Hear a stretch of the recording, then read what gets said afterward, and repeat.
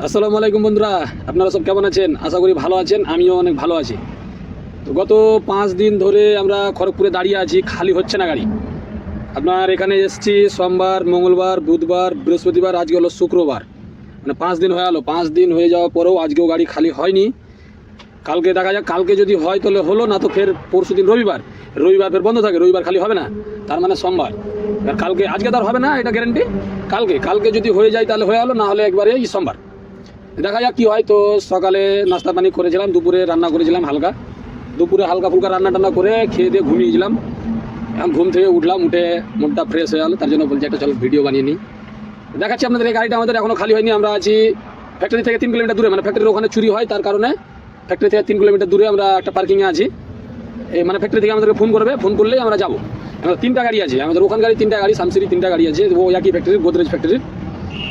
তিনজনকে কাউকেই ফোন করেনি এখন অবধি, দেখা যাক কখন ফোন করে। ফাইনালি দেখতে পাচ্ছেন যে আমাদের গাড়িটা খালি হয়নি এখনও। 5 দিন হয়ে গেল, আসা এখনও খালি হয়নি। তো মুড তো খারাপ হবেই, 5 দিন থেকে এক জায়গায় বসে থাকতে থাকতে বোর হয়ে গেলাম। তো তারপর ভাবলাম কি চলো যাওয়া যাক, কিছু তেলে ভাজা কিছু খেতে পাওয়া যায় কি যায় না দেখি। তারপর তেলে ভাজা খাওয়ার জন্য আমরা রাস্তা দিয়ে হেঁটে যাচ্ছিলাম। তারপর আমি আমার ভিডিও বানাচ্ছিলাম, কাকা বলছে আমাকেও নিয়ে একটু, তখন কাকাকে নিয়ে নিলাম। তারপর হাঁটতে হাঁটতে যাচ্ছি, দেখা যাক এই সামনে একটা দোকান আছে, কি পাওয়া যায়। দোকানে যাই, তারপর দেখা যাচ্ছে কি পাওয়া যাচ্ছে। এটা আমার প্রতিদিনের সিস্টেম আছে, বিকালে তেলে ভাজা কিছু খেতে পেলে মুড ফ্রি হয়।